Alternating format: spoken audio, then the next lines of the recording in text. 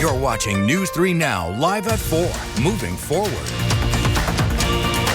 Hello, everybody. Welcome to Live at 4. We've made it to midweek. We have, and it's sunny out. We're thriving. Yes, it's actually feeling very good. The weather outlook just keeps looking better as the 10-day forecast shows more days above freezing. But it looks like we have a chance of snow and rain before that weather hits. So let's get an update on when to expect that. Jacob Montesano is here with us this afternoon. Hi, Jacob. Hey, Susan and Brady. We're expecting that snow later tonight, but at this point in time, we are still seeing clear skies with temperatures, at the very least, not too bad. This is kind of where we've been all week with temperatures peaking in the 20s, 25 in Madison. Some areas are getting close to the lower 30s, and we will see more consistent 30s starting tomorrow. But that snow is expected to move in overnight into the morning hours tomorrow. But looking at the current radar, not seeing anything, but we will see clouds increase once we get towards the overnight hours. And then after midnight is when we will start to see some snow showers move through the area. Most of the snow should be pretty light, maybe some pockets of more moderate snow for areas to the east of Madison. So in general, the best chance of snow will be for areas east and north, more specifically northeast. And as I mentioned, even those snow showers not going to be too heavy, and that will clear up by Thursday afternoon, but we will see some snow for that morning commute tomorrow. But what it will do is keep those temperatures from dropping too far compared to the lows this morning, which were close to zero, if not below zero for some areas. They're going to be in the teens and lower 20s for tomorrow morning, and then it's going to get mild for the afternoon, and I'll talk about that coming up a bit later. All right, Jacob, thank you. Changes are planned for Madison's shoreline along Lake Monona and John Nolan Drive. It's a project that'll cover just under 2 miles, affecting 17 acres of land. Nash Dara shares the project status and a little speed bump faced in the process. Hey, Brady and Susan. The timeline for Madison's reimagined Lakeway is still set with expected construction to begin in 2027. However, budget constraints have called for the project to readapt as funding needed was higher than anticipated. The eyes of the project are focused in on the goals of Phase 1 currently. CEO of Madison Lakeway Partners, Jamie Powers, shared she is most excited for separated biking, walking, and running paths alongside John Nolan Drive, native plantings and new trees, as well as boardwalks that curve over the water, which will heighten the experience of the view. But there will be one main change to the project's current blueprint. The budget for that section of Phase 1 was $12 million. And what happened is that the cost estimates came back at 13.5. So we have to, like lots of big projects, we had to go back and try to figure out where can we scale back a little bit so that we stay within budget. One of the scaled back items Powers was referring to was the proposed Skyline Pier, which will now be brought down to size to fit within budget. However, it will still perform similar objectives showcasing the lake's features and sights. Brady and Susan, although construction of the Lakeway project isn't directly linked with construction happening on John Nolan Drive, a big portion of the project is based off the new causeways, new improvements, and completion timing. Phase 1 of the Lakeway is expected to be completed winter of 2028. Those renderings are pretty exciting looking. Nash, thank you. Beer and politics don't normally mix very well, but a newly introduced bill looks to help beer festivals in Wisconsin. Political reporter Ellie LaLiberte shows us how the state is trying to open up the festivals to breweries around the country. It's no secret that beer festivals are a staple in Wisconsin, but updates to alcohol laws in recent years have made it more difficult for out-of-state breweries to participate. In 2023, Wisconsin updated its laws for making, distributing, and selling alcohol. That included a provision requiring out-of-state breweries to purchase expensive shippers permits to showcase at beer festivals. This newly introduced bill would ease that for out-of-state breweries by allowing them to send a limited amount of beer to festivals without the permit. We need out-of-state breweries because it's one of the things that sets us apart. Having breweries come into our festival, it's not just the breweries that come in. We're not like a lot of other festivals who have just volunteers that pour beer. We have the brewers that pour beer. We have staff from the brewery that come and talk about their product and their origin story. One of Madison's most iconic beer festivals, the Great Taste of the Midwest, lost 60 participating breweries last year who didn't want to pay that fee. Reporting in Madison, Ellie LaLiberte, News 3 Now. Ellie, thank you. The bill defines festivals as an event with at least 25 breweries to have out-of-state vendors at a beer festival. The legislation requires the festival sponsors to provide notice of the event's date and time 15 days before it happens. We're learning more this afternoon about a carbon monoxide leak that happened on the Epic Systems campus. In an update, officials say everyone involved has been treated and released. Last night, first responders rushed 4 people to the hospital. Dane County Dispatch tells us it happened just before 7:15. Crews from several local departments responded to Hubble Road. That's the deep space building at Epic. Crews from Verona, Fitchburg, Madison, and Middleton all responded. Officials are looking into the cause of the leak. Well, now to Wauwatosa, where 4 police officers are recovering after a suspect led them on 2 car chases, stole a squad car, and hit several officers. Police say the 26-year-old was spotted at Mayfair Mall, got into a minivan tied to earlier incidents, then took off and refused to stop. Officers say he then jumped into an empty squad car, hit several officers, and then tried to get away again. The chase ended in Brookfield after police say the suspect crashed into another squad car and then ran. Officers caught up with him shortly after. All 4 officers are expected to recover. Well, after years of damaging storms and flash flooding, state officials say it's no longer a question of if flooding will happen, but when and where. From downtown businesses to basement apartments, many Wisconsinites assume that their regular homeowners, renters, or business policies will step in when the water does. But the DNR says that is often not the case. And now, before the spring snowmelt and heavy rains arrive, is the critical window to find out whether you are actually covered. Property insurance does not cover damages associated with a flood. So if you have a business, maybe in a downtown area that suffers from flash flooding, and last summer's flood event really pointed out the need to make sure that renters also understand that their renter's insurance is not going to cover damages as a result from a flood. And she recommends people to compare national flood insurance program policies with private flood insurance. Make sure you talk with your agent about adding sewer backup coverage. Well, next on Live at 4, cryptocurrency advocates say they're hoping to convince lawmakers to make rules on the books fall in line with modern technology. And what started as a hobby of making bottle openers with their father in the basement has turned into a full-fledged business in Lodi. Josh is in the 608 and is speaking with the business owners about their journey from hobby to a brick-and-mortar store. Later on Live at 4, Lisa Briggs with the Bruce Company will be here in studio this afternoon. She'll be answering all of your plant questions. If you have a question for Lisa, send it to tips@channel3000.com. Then we have the first warn forecast that would make some want to get outside and do some gardening. Jacob shows us whether we should pick up the shovel or hold off for a while. You're watching News 3 Now, live at 4, moving forward. In the 608, we're checking out the Wisconsin Barrel Company. It's a family business that continues to grow in Columbia County. Josh Sprider has their story from Lodi.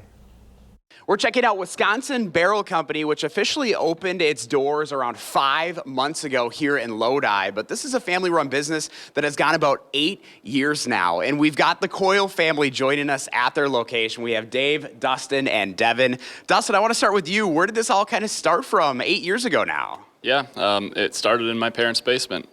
We were making bottle openers out of cedar boards, where I would make them with my dad in the basement, take them off to college, and engrave them by hand with different logos or designs. We took that business and actually made it into an LLC officially. Devin then needed some barrels for his wedding, so that actually was how it started into the barrel avenue. We started making things out of the barrels and selling them online on Etsy and Amazon, and kind of grew it from there. That's so cool. What's it like being a part of a family-run business? I mean, this has got to be pretty special. Yeah, it's special. It's a lot of time with a family that not a normal family would necessarily have together, but it's good. We have learned on the fly over the last 8 years, and we've definitely had fun doing it. Oh, this is so cool. And Dave, I mean, this has to be pretty special for you to be able to do it with your boys here as well. Yeah, this is awesome. I get to see these guys every day. We work well together. We play hard too, but it's nice to see these guys. And then, you know, you'll always find one of us here at the store or in the shop. But like when there's larger events that we have tastings on weekends and things like that, you'll find the three of us, our spouses, my daughter, grandkids, sometimes shop dogs. So it's definitely a family business, and it's so cool to be a part of. You know, you guys opened your doors here in Lodi officially about 5 months ago. What has the community been like in supporting you so far? It's no mistake we're here in Lodi. It's a great small town feel. It's a great vibe. The city council has been awesome. You know, we've got the Chamber of Commerce led by Heidi LaHue. She has been just phenomenal in getting our name out there. People have come from Lodi, Dane County, Columbia County, as far as Iowa. So Iowa and Illinois are well represented with the lake being so close. Oh, that is so cool. And obviously you have Wisconsin in the name, and that's really what you guys wanted to do, is really support Wisconsin all around here. Yeah, everything in the store is sourced Wisconsin first if we have the option to. We've got Wisconsin distilleries featured on the right side of our liquor section. So we've got whiskeys, vodka, gin, rum, and brandy, all from Wisconsin distilleries, as well as over 200 other whiskeys from outside of the state. Yeah, we have a variety of stuff, and if they don't like certain decor, we've got non-barrel related stuff that fits the theme too. Awesome. Well, guys, thank you so much for having us in today. We appreciate it. If you'd like to learn more about Wisconsin Barrel Company, you can go to the story up on channel3000.com. In Lodi, I'm Josh Spreiter, News 3 Now. Thank you, Josh, and continued success, guys. You can find Josh every weekday morning and noon right here on News 3 Now. Well, grab your favorite Wisconsin beverage and toast to this. The First Warn Weather Team is predicting a warm-up is on the way, but we have to get through some rain and snow, Jacob. Yeah, the snowfall is going to come later tonight into tomorrow morning, but by tomorrow afternoon, we could be seeing those 30s return, and Madison has not seen the high temperature in the 30s for several weeks at this point, and then we'll be dry over the weekend with those temperatures staying pretty steady, but we actually will see the potential for some 40s once we get towards next week. Now let's look at that snowfall chance once again. Clouds will increase overnight, and then we'll see some light snow showers move through the area during the overnight hours and into Thursday morning. So this is likely going to be occurring, at least for some areas, during the Thursday morning commute. Best chance of snow will be for areas to the east and northeast of Madison, but all this will clear out by around noon with cloudy but mostly dry conditions for the afternoon before we do see another chance of some light snow move into our area. But the second round of snow, although it's less likely in general to see precipitation for our area, there is the possibility that we could see some light freezing rain, if not actual rainfall, since temperatures will kind of be on that fringe level. Now this will clear up mostly by the Friday morning commute, but we still may see some lingering flurries during Friday morning with some sunshine expected by Friday afternoon, and we also will see some breezy conditions Friday. So looking at snowfall accumulation again, best chance of that will be for areas to the east, Madison and places to the west, although some falling snow is still possible. Accumulations will be very, very minimal. Looking in general at the precipitation chances over the next 7 days, outside of tomorrow's snow into tomorrow night, we're not looking like we're going to see much through the early portion of next week. Very dry over the weekend, dry for the first half of the work week. Maybe towards the end of next work week, we are expected to see a better chance of precipitation. But before that occurs, let's take a look at some of these temperatures. Now, we'll be in the 30s the next 2 days, a little bit of a cool down for Saturday, then 30s Sunday. How about some lower 40s for Monday and Tuesday? And we also are expecting dry conditions for those days before we do see a good chance of that precipitation returning towards the end of the week. Specifically, Thursday looks like the most likely day, but a lot can still change between now and then. So snow tomorrow with some warmer temperatures that could be possibly getting into the 40s. This is one of those clipper systems, right, that you talk about all the time? Yeah, only going to bring in about an inch or two for some parts of the area. Most of the region will probably see less than an inch. All right, Jacob, thank you. Right now, you can highlight your favorite restaurants, bars, businesses, and services. Nominations are open right now for Madison Magazine's Best of Madison competition. You can celebrate the city's Top businesses also at the annual luncheon. The Best of Madison Business is happening February 27th at the Concourse Hotel. All of the details and tickets are available on the Madison Magazine website and on Channel 3000. Coming up on Live at 4, ICE is pulling back nearly 25% of its members in Minneapolis. What we're learning about border czar Tom Homan's new strategy in the city. And President Trump is doubling down on his bid to nationalize elections. What the Constitution says about this issue and how a Wisconsin senator reacted to the president's plan. Then the mother of Today Show host Savannah Guthrie is still missing. Law enforcement says they have uncovered a ransom note, where it was sent, and whether police have any leads 3 days after she was first missing. It's been 2 days since measles has been discovered in a student at UW-Madison. We'll have the latest from public health officials, plus what they are recommending for the public. You're watching News 3 Now, live at 4. Here are the numbers on Wall Street today. Some split numbers. The Dow was up 260 points. The Nasdaq is down 350. The S&P 500 is down 35. The man convicted of trying to assassinate then presidential candidate Donald Trump has learned his sentence. Ryan Ruth was sentenced today to life in prison. A federal judge in Florida handed down the sentence. Prosecutors had pushed for him to get life. Ruth has an attorney now, but represented himself during the trial. Prosecutors say he laid in wait for Trump at his West Palm Beach golf course in 2024. The president's border czar, Tom Homan, announced plans to immediately reduce the number of federal officers in Minneapolis in the wake of the deadly shootings there last month. The development comes as lawmakers have less than 2 weeks now to reach a deal on reforms to ICE before funding for the Department of Homeland Security runs out. Erica Brown has the latest from Capitol Hill. President Trump's border czar Tom Homan announced the withdrawal of hundreds of federal agents from the Minneapolis area after immigration officers fatally shot 2 American citizens last month. We'll draw down 700 people effective today. About 2,000 agents remain in Minnesota, and Homan says his goal is a complete drawdown if certain conditions are met. That is largely contingent upon the end of the illegal and threatening activities against ICE and its federal partners that we're seeing in the community. Democrats on Capitol Hill are demanding, quote, dramatic reforms to ICE before they agree to fund the Department of Homeland Security for a full year, with just over a week to reach a deal with Republicans. We need real accountability. There's got to be oversight. The top Democrats in both the Senate and the House say they're in agreement about proposed changes and urge Republicans to come to the table for negotiations. We're ready to proceed in good faith. Some Democrats are also calling for the ouster of Homeland Security Secretary Kristi Noem. Wednesday, she visited the border wall in Arizona and touted the administration's immigration policies. It is so quiet here now today that sometimes we even forget how bad it was just a little over a year ago.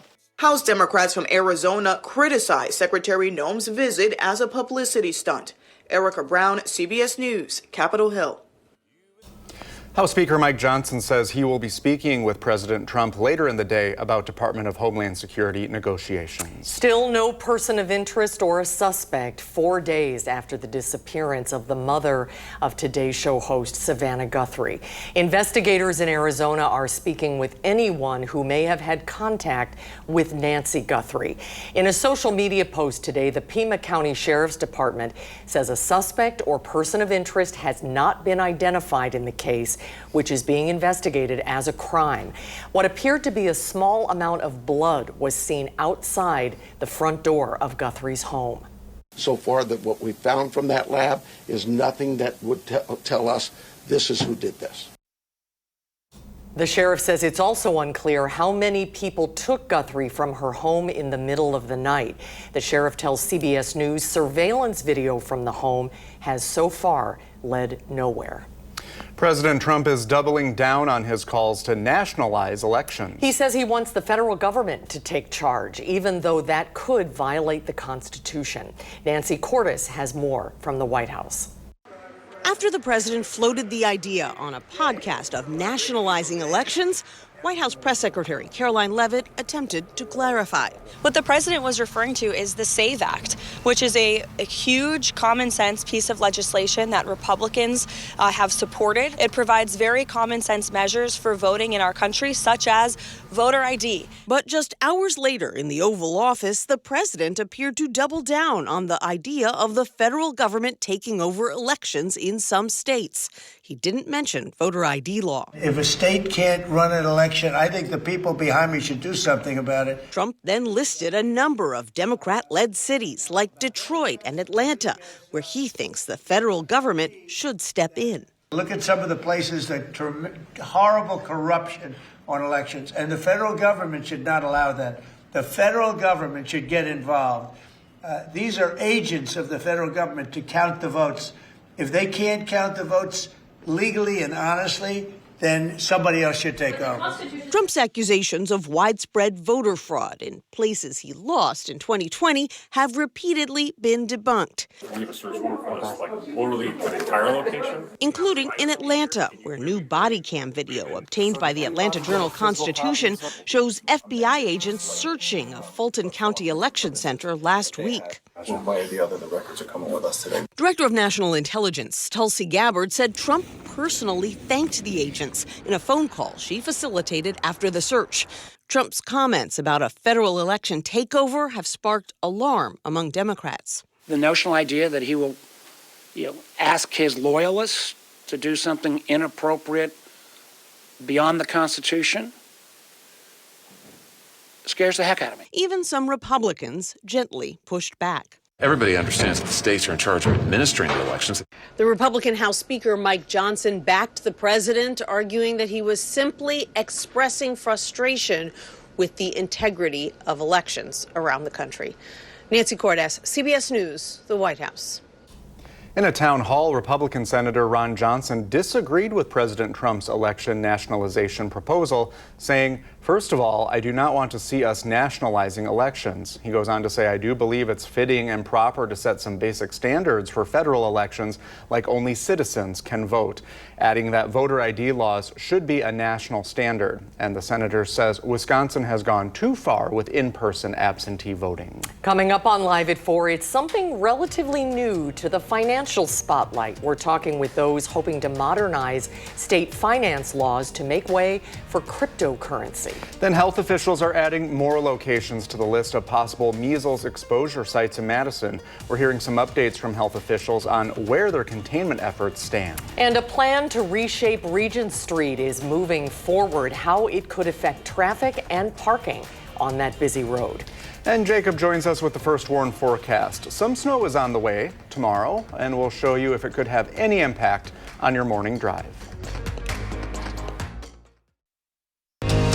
You're watching News 3 Now, live at 4, moving forward.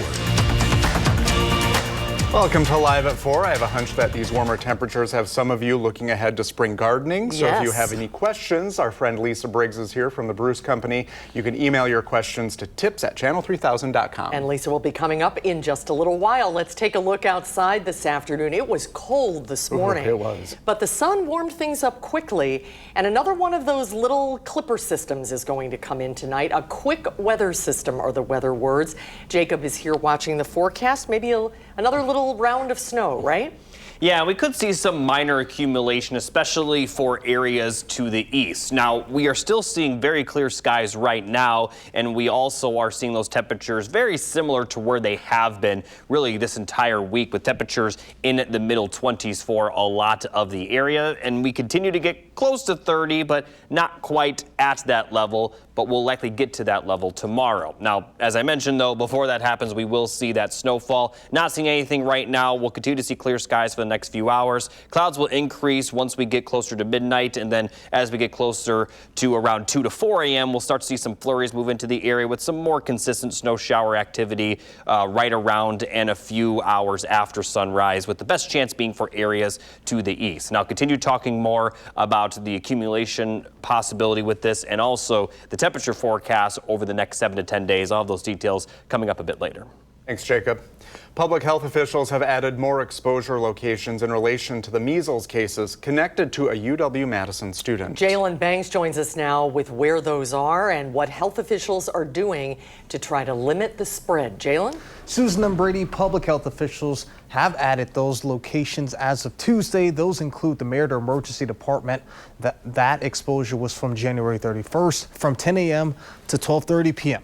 And also several Metro bus routes on January 26th, routes J, H, G, and O from 4 to 9 p.m. and January 28th on routes C1, J, O, and H from 10 a.m. to just after 3. Now, before this most recent case, the last confirmed measles case in Dane County was in 2024. Prior to that, the last confirmed case was in 2000. In response to the exposure, Public Health Madison-Dane County is working with the patient to see who they may have been in contact with during their infectious period. And if those people that they have been in contact with are immune to the disease, and if so, or if they're not, they'll have to quarantine for approximately 14 days. We're also holding daily meetings with our partners at the state and our community partners to talk about what we're doing, anything that's coming up, talking about the contacts, how many contacts we're identifying and having contact with each day. If there are people that are developing symptoms, we're making sure that we're developing really good communication pathways amongst ourselves and aligning our communication.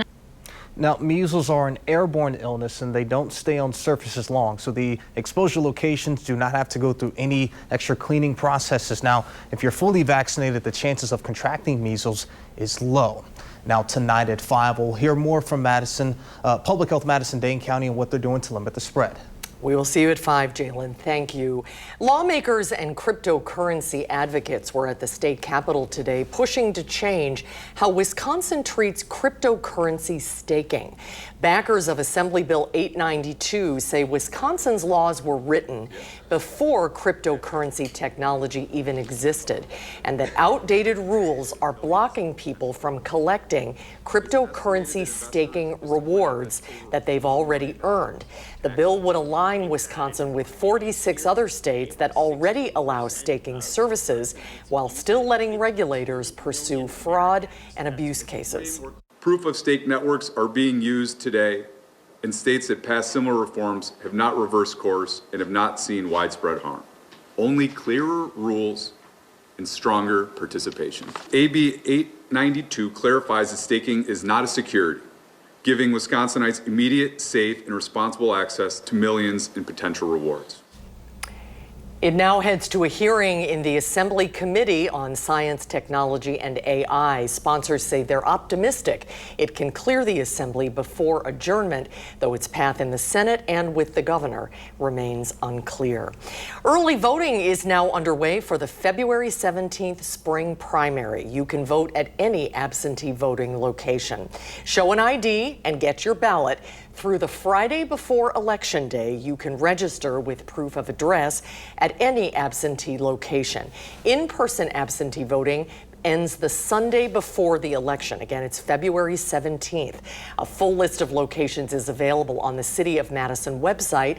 And this Saturday, the public is invited to observe a test of Madison's election equipment.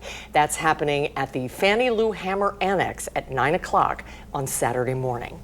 Regent Street is where campus meets city life. It's a thoroughfare full of local restaurants, bars, and game day favorites. And now plans to redesign a busy stretch from Camp Randall to Park Street are moving closer to reality. The city's proposal would reduce Regent Street from 4 lanes to 2, adding a center turn lane. Plans also call for wider sidewalks and less street parking, dropping from 48 spaces to 17. While business owners support making the area safer for pedestrians, many are concerned about where customers will park. I think it's going to be on the part of businesses like mine to remind our consumers that we're still here and that we need their support during what is going to be a tough construction season. Designs for the project are expected to be finalized by the end of this year, with construction beginning in spring 2027. In Monroe, 2 families are displaced tonight after a fire there last night. It was reported just before 11:30 at a 2-story garage on 17th Avenue, just east of the middle school in Monroe. Heat from that fire caused the siding of a home to also catch on fire. Crews were able to put out the fire that had extended to the home's attic, limiting the damage to the inside. And thankfully, no one was hurt. The Red Cross is helping those displaced. Well, if you flew in or out of the Dane County Regional Airport last year, you were one of 2.5 million passengers who helped set a new all-time passenger record there. The previous record was set in 2019, and last year broke that record by 100,000 travelers. That's also a 6% rise compared to 2024. Officials credit their expanded offerings like flights to LaGuardia, New York, plus nonstop flights to Phoenix, Fort Myers, Miami, and the first year of Breeze operating out of Madison. Well, next on Live at 4, it's something that has become tied to so many people's lives. It's at your fingertips right now. It's only been around for 22 years. We're taking a look back at Facebook 2 decades after its founding. After the break, Lisa Briggs from the Bruce Company will be here in the studio to answer your plant questions. There's still time to send a question in. Send your email to tips@channel3000.com. And it may feel like an early spring, a whisper of early spring for some people outside, but our First Warn weather team is tracking some snow. Jacob shows us how it might affect your day.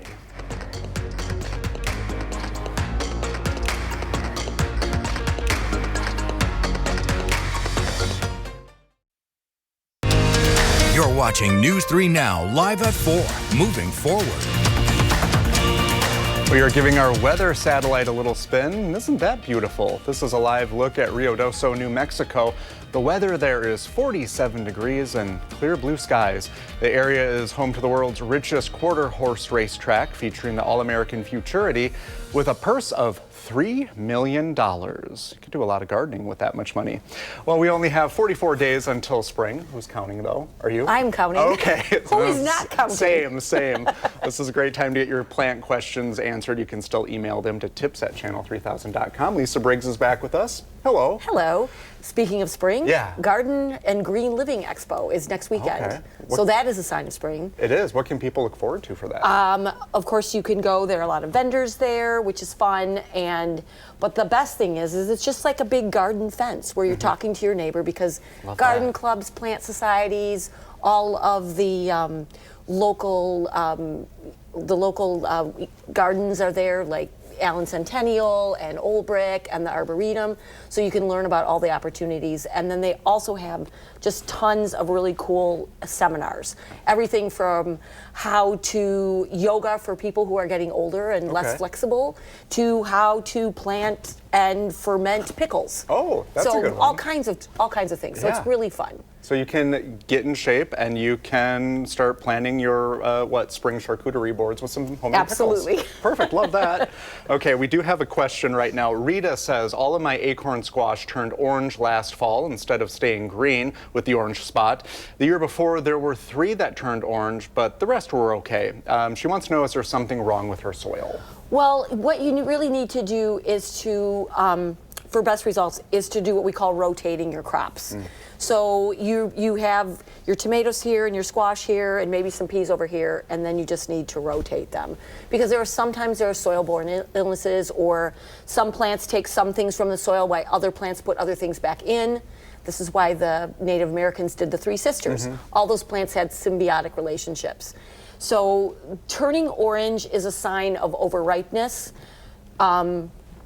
It doesn't make it, it makes it sweeter, but sometimes a little stringier, but it's still perfectly safe to eat when they turn orange. Very good. All right, Sonia is asking, if I cover some of my roses this summer with a very fine netting, will that affect the pollinator process? She wants to protect them from the Asian beetles. So roses don't need to be pollinated to keep on flowering.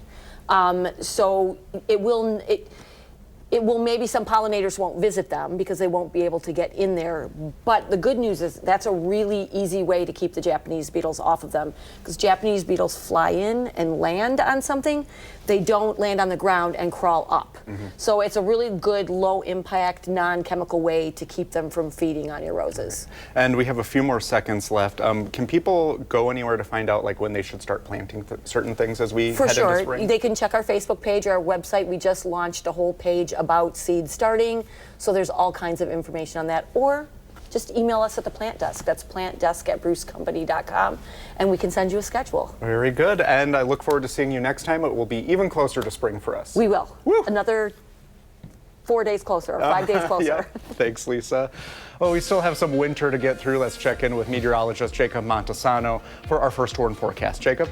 Yeah, you're absolutely right. We have plenty of winter to go, but temperatures going forward will be a little bit better. Now, we'll see some snow tonight into tomorrow, but we will see those highs returning to the 30s and maybe even some 40s. And over the weekend, it will be dry with those temperatures getting up to the 30s at some points. Now, looking at the snow chance for tonight into tomorrow, it will move in well after sunset. In fact, it probably won't move in until closer to around 3 to 4 a.m., but it will impact the morning commute, at least for a good chunk of the area tomorrow, with the best chance of snow being for Madison and areas to the east and to the north. Now, we could see some light accumulation, but most of the region should see less than an inch of snow.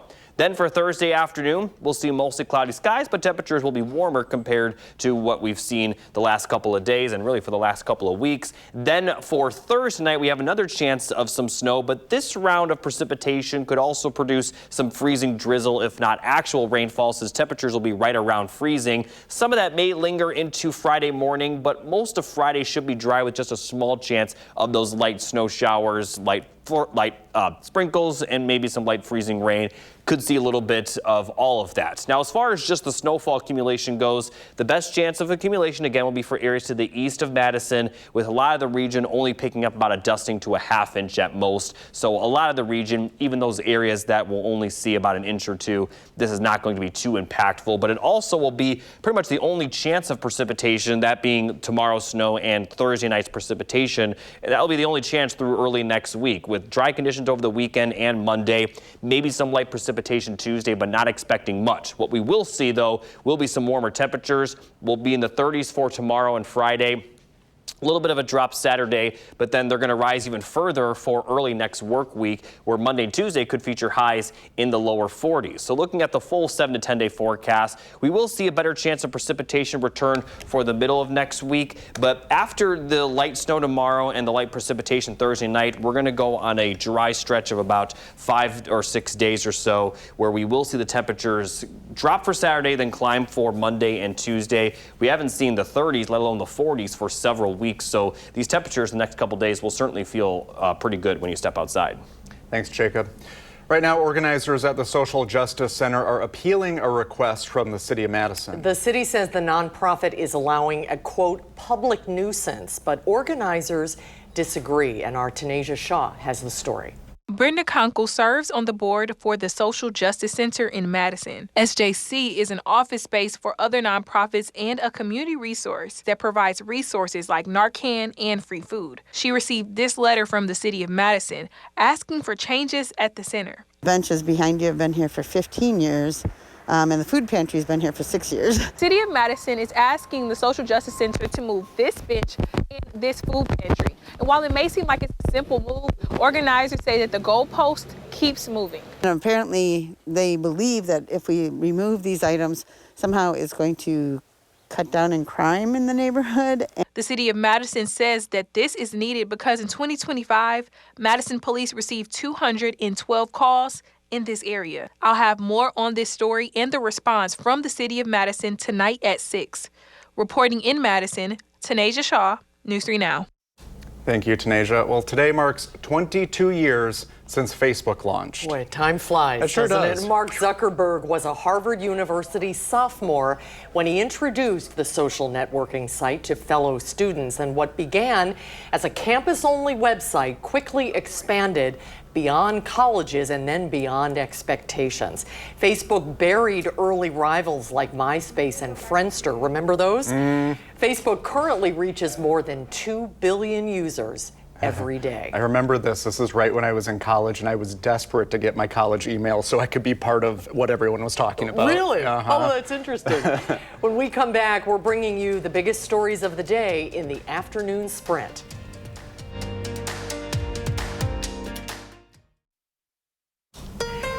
It's 4:53, time for the afternoon sprint. We're learning more about a carbon monoxide leak on the Epic Systems campus.